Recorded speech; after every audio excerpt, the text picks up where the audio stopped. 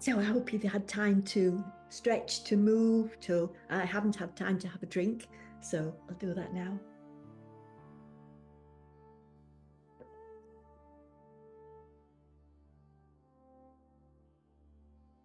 As always, these are really valuable times to clarify questions and yeah, just say about a few words about whatever might have come in into my inbox over the last week or so. And where to start? I want to first of all share that I'm going to be putting a link on, I might put some full information on the message board, or I might just put a link out. Mark Atwood, some of you may know, and the guy that he works closely with, Gary Healy, have put together a series of seminars, 6 in all. They have already started, but they're all recorded and they are a resource forevermore for you, about setting up a PMA. This is a private members association. And this is another way of stepping into a practical daily life of sovereignty. It's part of stepping into that nobody gives us permission. There is nobody in authority over us. There's nobody that can ask us to pay to live here, to pay our taxes, to pay anything to someone else. And what is really interesting in this particular series, that a guy called Peter, who has worked in this way for a long time, is that it's about setting up your business, whatever country you're in. There's only slight adjustments for any country around the world, because everything falls, the law falls under the British monarchy. That's just how it's been set up, anywhere, everywhere. I won't say any more, it's a big subject. But it's not, it is different to having alternative law, working with common law, etc. Everything that is part of this is set up within the establishment regime as it stands at the moment. It's simply a process of you acting as you, not as somebody that has an authority that governs you.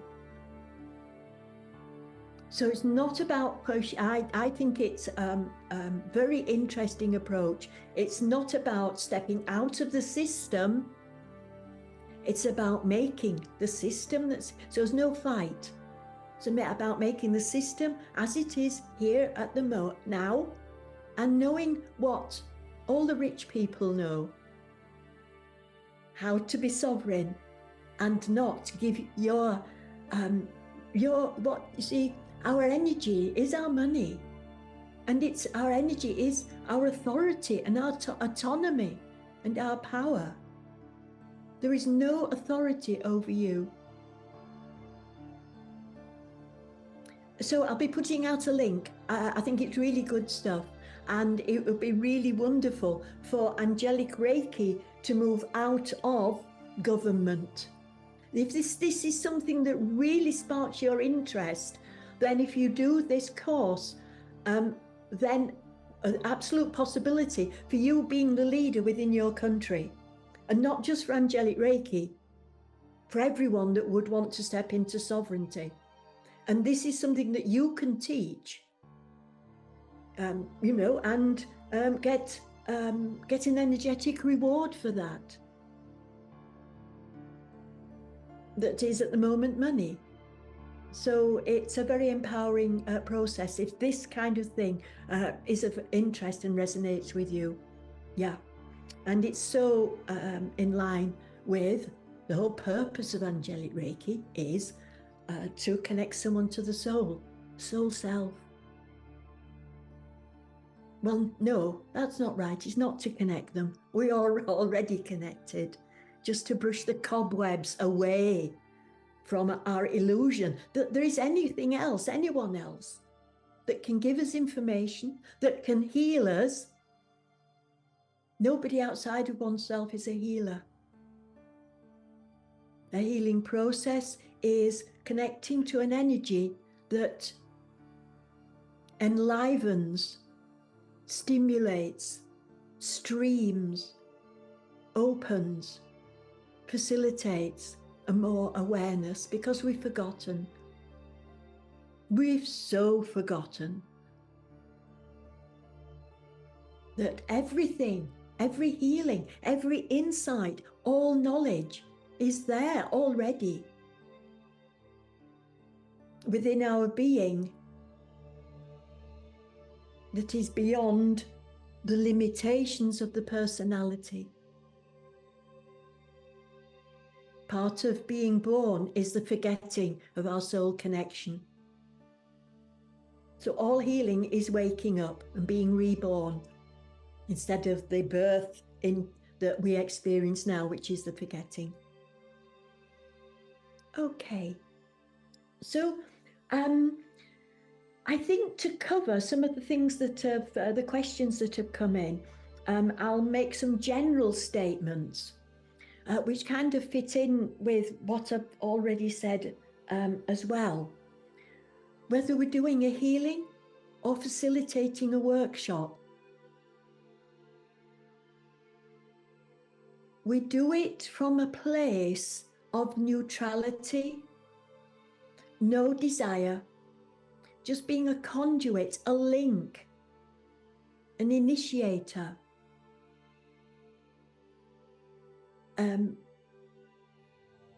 Without agenda or desire for outcome. And this starts in the 3 and 4 workshop, in that master attunement. And it is the most profound invitation. It is the invitation to enlightenment.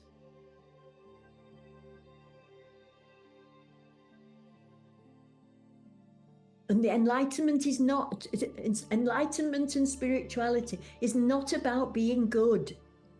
This is the biggest misunderstanding that we've got. It's about being unconditionally, not asking for anything.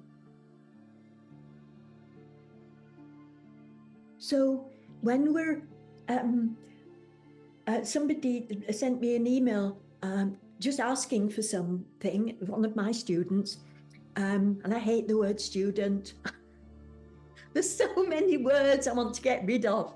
Yes, yeah. Saying they were so excited they were going to teach. And I said, excited, why? And it was, oh, I want everyone to experience the wonderful Angelic Reiki I've experienced. No, it's not going to happen. Everyone has their unique experience in line with their. We can't have any hope for anyone else.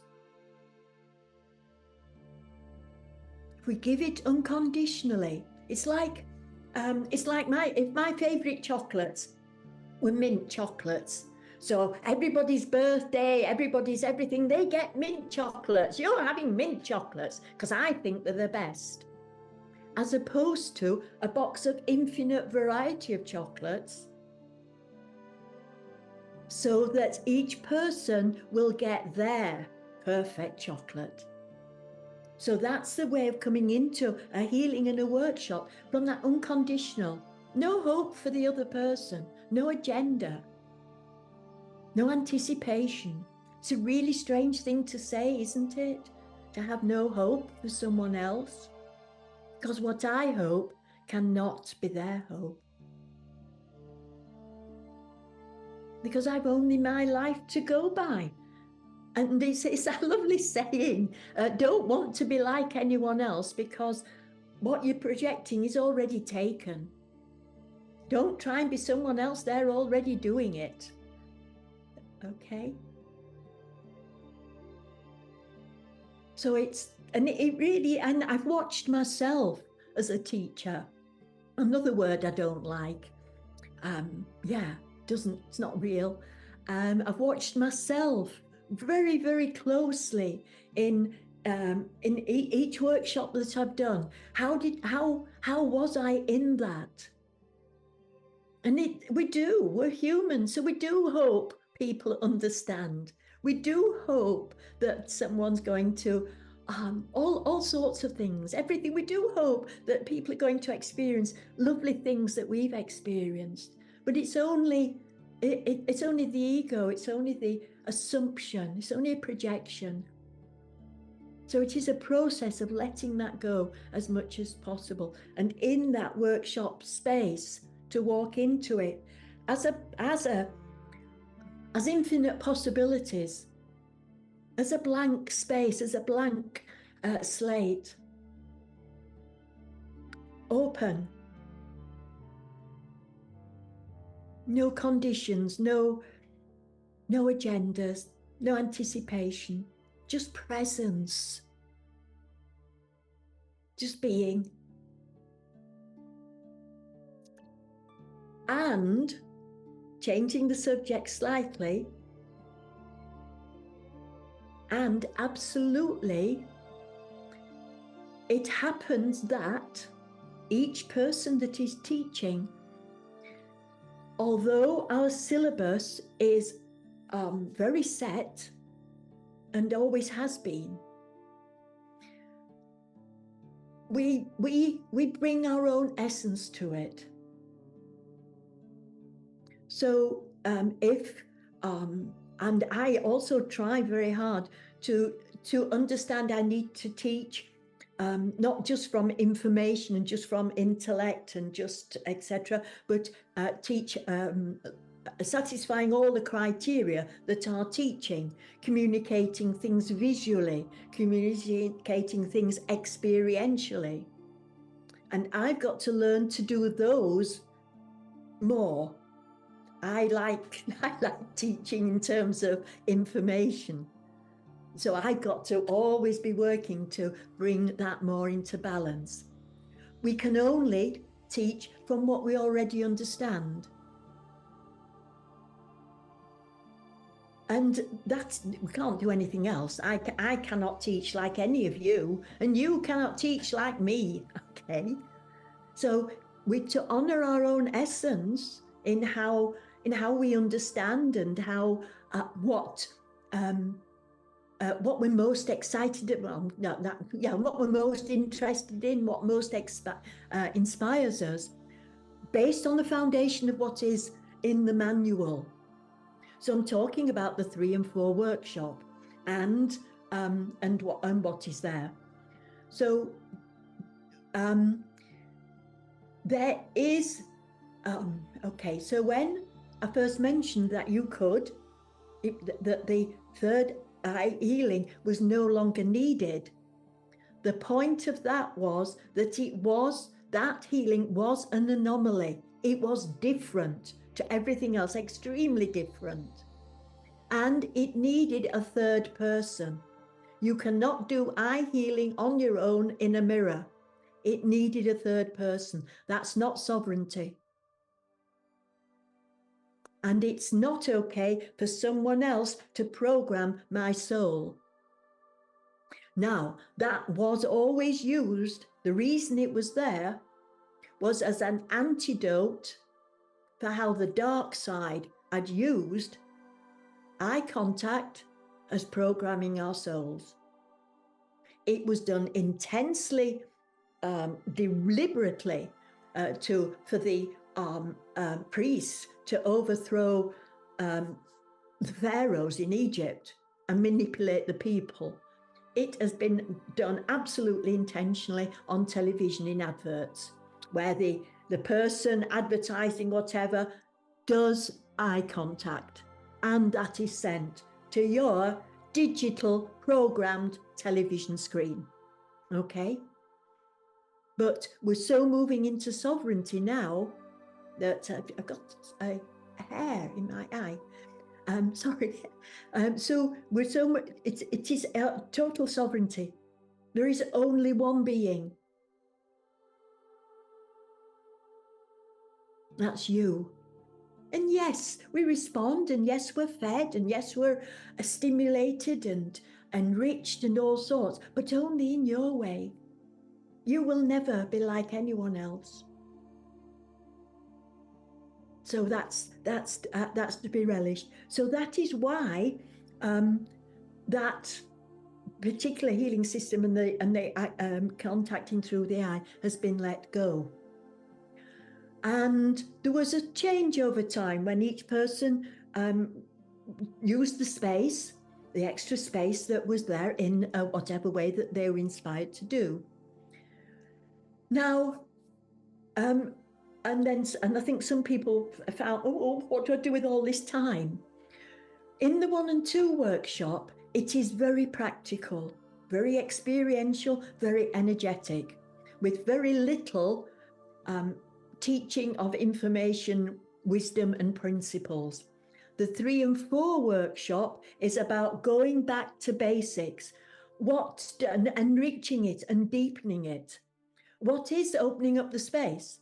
How does it work? Why do we do it? What's the accitonal alignment? Why is that so amazing? Why is it important? Why is it there? It's about deepening what has just been used. In the 1 and 2 workshop, we open the space, but we don't go into how it's working and why. There's the space to do that in the 3 and 4. What is a healing? What does the word healing mean? It doesn't mean improving, doing, or making better. That isn't the meaning of the word. The word has been used incorrectly. To go back to that, one of the things that I've noticed, really noticed, and I find it very, very challenging to deal with. If anybody has received an attunement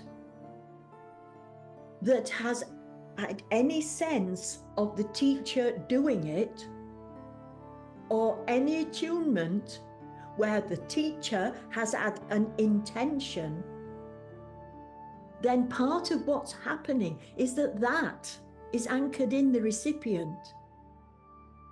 So if anyone's had done any kind of energetic workshop with any kind, well, even doesn't even have to be a direct attunement, with the belief that the word healing means to help, improve, do, mend, then that attunement anchors that into the consciousness of the recipient. It is really hard to undo. And our giving away of our power is so intense. Do you think you could go up to anybody in your any authority within your country, the Prime Minister, whatever, any judge, any what is seen to be a superior person, and say, hi, you have no authority over me?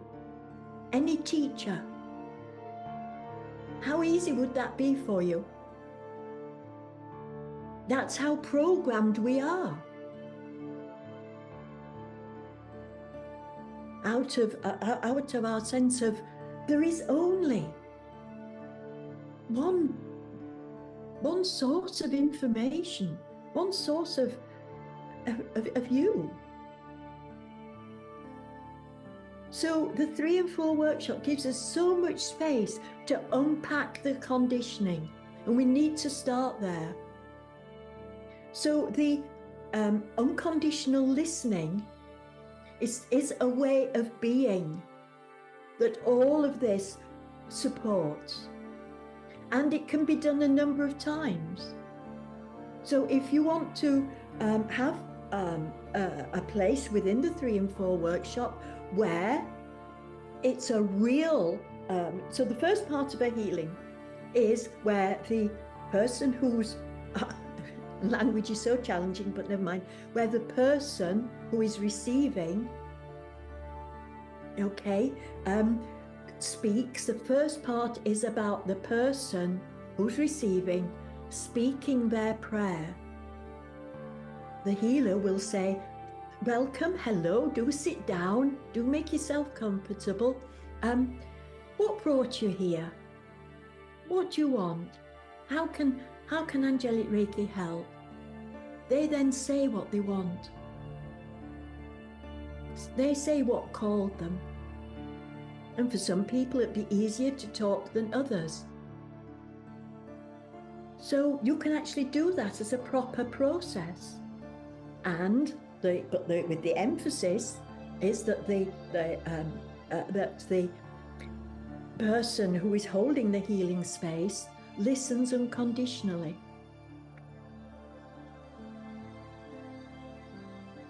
So it can be a real experience. Okay, I'm just looking now at the notes that I've made. Teachers, yeah. Right, so there's an extra one that I've written, which is why Fridays, which came in as a question. But in everything that I've said so far, just to give space, is there anyone that wants to ask a question? Or I've got some bits in the chat. I always forget to tell everybody that I never look at the chat. Okay, good, Stavros, okay. Yeah. Okay, I think, yeah. So do put your hand up if anyone has got a question on that. Thank you, Cirrus. Yeah, please, if you can unmute. Hi. You mentioned Mark and Gary doing the which I did find quite interesting. But I've actually joined the other course that they did a while ago about the cryptocurrencies. I was just wondering if you found that useful and helpful, the course. The crypto course? Yes. Oh, wow.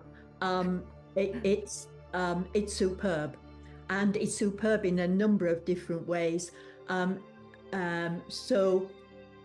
It's been the most intense personal growth I think I've ever gone through. Wow. It really reflects your stuff. There are places where I'm really struggling. And the basics are good, and but then we're going on. Then the last seminar we did, it was like good. It went doing staking and cloud drops and farming and all that kind of thing, all in this other language. It's about financial sovereignty, and you can lose it all, or you can times it by 100, 1,000. It's up to you. Right. As a process, it's incredible, and there is, because of where crypto is at the moment, it's going to be very dynamic between now and July, and it can go up and it can just bottom out totally. You're on the edge. Right. You're willing to go to and not everybody finds it like that. I mean, I'm actually seriously considering taking the Halifax, Bank of Scotland, Lloyd's to the banking ombudsman. Wow. I've already put in a complaint of how I've been dealt with. That was escalated, and I'm still not satisfied.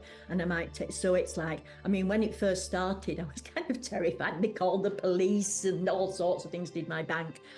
So it's and it's perfect, because when you're doing a healing, that's no agenda, right? And you have to be totally centered.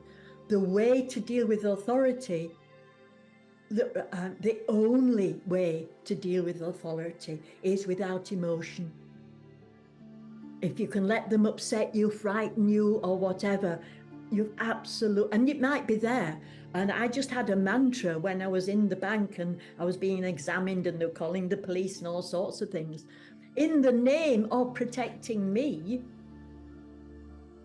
from people, it was as if they were trying to set Gary and Mark up and get me to say that they were manipulating me.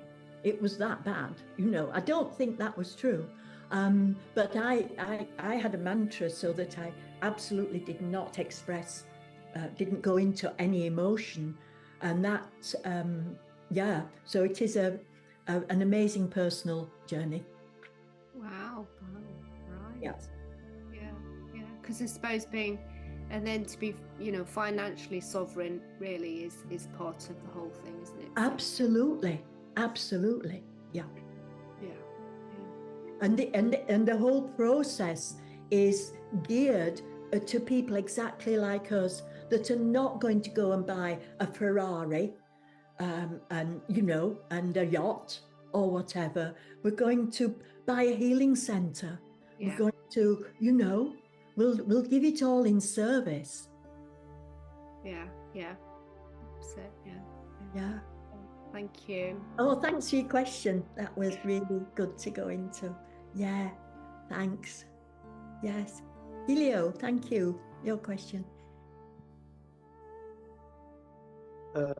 Hello, thank you for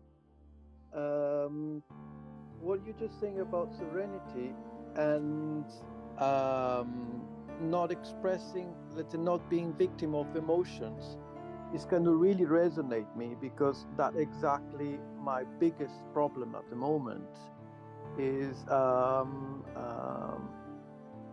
got a problem, not a problem. I'm not really convinced about my sovereignty.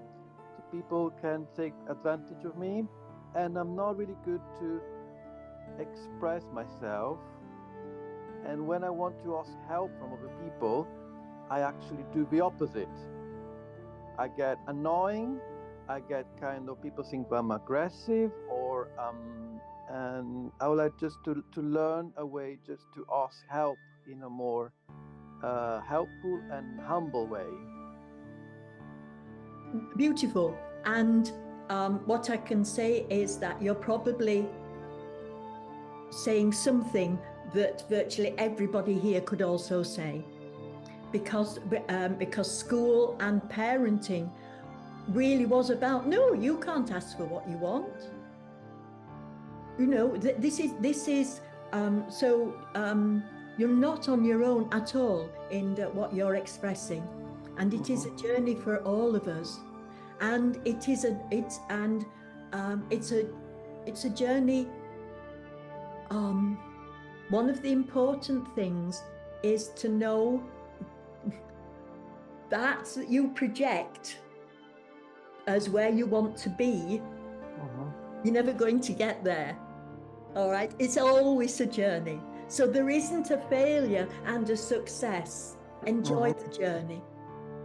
Okay. Can I also ask about your mantra? How was your mantra? So I did a workshop. I've worked before with Huna Puna, and I did a workshop just for me on Huna Puna, and it was a Huna Puna prayer. And all I can, so very, very briefly, it's whatever we feel. So because you see, the thing is that the part of you, Gilio, that can't ask for what they want and just feel really angry and all the rest of it, that part of you needs so much love. And you don't even like that part of you. No. Well, that's not very kind. So the mantra is, when there's a part of us that we would prefer wasn't there, or etc. It's a 4-part thing, very, very simple. And I, the adult, or the soul, or the true I, the I that is everything, I say, I am sorry. I'm sorry. I forgive you. So there's 4 parts. I am sorry. I forgive you. I love you. Thank you. Thank you. So whatever came up for me There was a time when I wanted to cry, and so that part of me that wanted to cry, I didn't suppress it and I didn't argue with it and all the rest of it. I just turned to it and said, I'm sorry. I forgive you. I love you. Thank you. And Thank you. is blessed.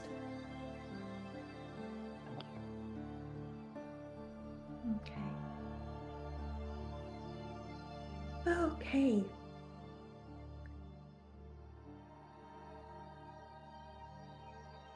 So, thank you ever so much, everybody, for being here today. It was a beautiful meditation, and just take the blessings that come in. Whatever comes is perfect for you, because that's what you would do. You would only bring something that's perfect for you. Okay.